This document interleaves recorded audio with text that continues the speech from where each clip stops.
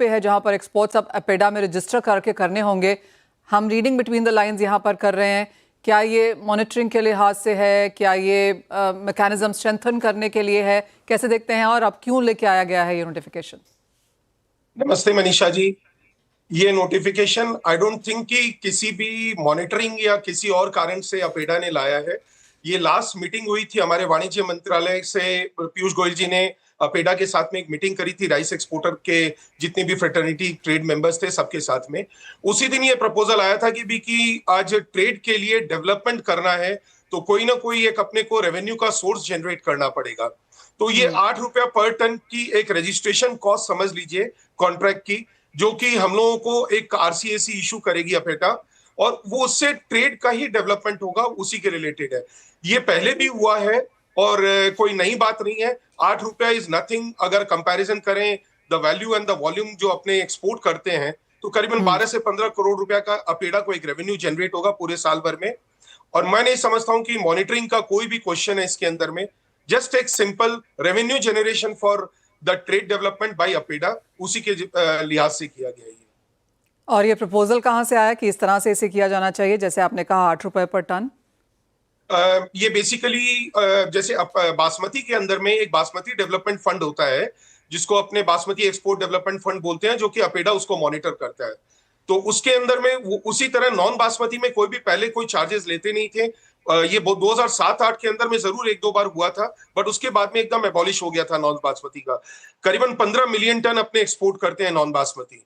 अगर 15 million ton 8 रुपए के हिसाब से लगाते हैं तो 12 से 13 करोड़ रुपए का रेवेन्यू जनरेट होगा, which is very nominal in comparison to what basmati people have been contributing. 3 times है उनका, और अपना सिर्फ 8 रुपया लग रहा है। और ये प्रपोजल माननीय पीयूष गोयल साहब ने ही प्रपोज किया था कि ट्रेड के डेवलपमेंट के लिए, उसकी इंफ्रास्ट्रक्चर के लिए, बाकी अपने कोई ट्रेड प्रमोशन के लिए कोई फंड जनरेट करना पड़ेगा।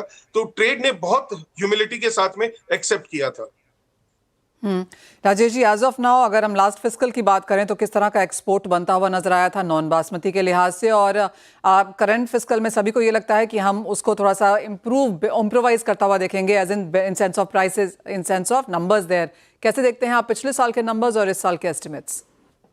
Manisha ji, last year ban का ईयर था। अगले महीने बात करेंगे अपने, जब बैन 27 सितंबर को खुल गया था, तो उसके बाद में नंबर के कंपैरिजन करेंगे। बिकॉज लास्ट ईयर से कंपैरिजन करना आई डोंट थिंक कि गलत होगा, क्योंकि लास्ट ईयर में सिर्फ एनसीएल या बैन जो रिस्ट्रिक्टेड कमोडिटीज थी, व्हाइट राइस और ब्रोकन राइस, वही एक्सपोर्ट अलाउड था उनके थ्रू। पारबॉइल्ड राइस में ये जरूर कहूंगा there is a downfall in comparison to last year, क्योंकि वो करीबन पूरा शिफ्ट हो गया था white rice to parboiled rice, तो वो डाउन हुआ है। और ये जुलाई के महीने से, अगर मैं जुलाई 25 के कंपैरिजन में अगस्त में करूं, तो जुलाई में हम लोगों ने करीबन 13.25 लाख टन का एक्सपोर्ट किया था, और अगस्त की क्लोजिंग जो हुई है तकरीबन 12 लाख टन की हुई है। There has been a downfall because comparatively Thailand, Vietnam, Pakistan and Myanmar के भी प्राइसेस काफी करेक्ट हुए हैं। करेंसी बहुत स्ट्रांग हुई है, डॉलर बहुत स्ट्रांग हुआ है, तो इंपोर्टर्स के लिए भी बहुत बड़ी डिफिकल्टी आ रही है। तो उन सब के कारणों की वजह से क्यूमुलेटिवली अगर देखा जाए 10% का गिरावट है, but at the end of the year हम लोग वापस उसी नंबर को टच कर जाएंगे। 12-13 लाख टन का एवरेज रहेगा, 15 मिलियन टन के आसपास में अपने इजीली नॉन बासमती का एक्सपोर्ट टच कर जाएंगे। 15 मिलियन टन आप कह रहे हैं as in sense of financial year? Yes ma'am. Okay. अब बात यहाँ पर अगर प्राइसेस की जाए तो जैसे आपने कहा प्राइसेस सभी जगह यहाँ पर गिरावट के साथ काम करते हुए नजर आए हैं। मल्टी ईयर लोज हमने यहाँ पर फ्यूचर्स मार्केट्स में, अंतर्राष्ट्रीय बाजारों में बनते हुए देखे हैं। नियर बॉटम है, यहाँ से ट्रेड बेहतर होता हुआ दिखता है। मनीषा जी, मेरे 3 कॉन्ट्रैक्ट अभी मैं हैंडल कर रहा हूँ, जो $380 से $355 के शिपमेंट कर रहा हूँ। अब आप प्राइसेस के लिए तो आप मतलब कि रॉक बॉटम तो सब कुछ गवर्नमेंट के ऊपर में डिपेंड करता है कि अगर कभी हम लोगों की एक न्यूज चल रही है कि ओएमएसएस के प्राइस कम होंगे, एंड ओएमएसएस अगर मार्केट के अंदर में आता है तो डेफिनेटली मिलर्स जो फ्रेश मिलिंग करते हैं उनके ऊपर में भी प्रेशर आएगा। तो 2600-2800 रुपए के ओएमएसएस प्राइस में आज की तारीख में हमारे को मिलर भी उसी प्राइस पे कार्गो दे रहे हैं जो फ्रेश मिलिंग करके देते हैं। तो 2800 के बाद में अगर कोई डाउन ट्रेंड आता है तो वो ऑल बिकॉज ऑफ ओएमएसएस के प्राइसेस का अगर कम होते हैं तभी आएगा, अदरवाइज मुझे ये रॉक बॉटम नजर आता है।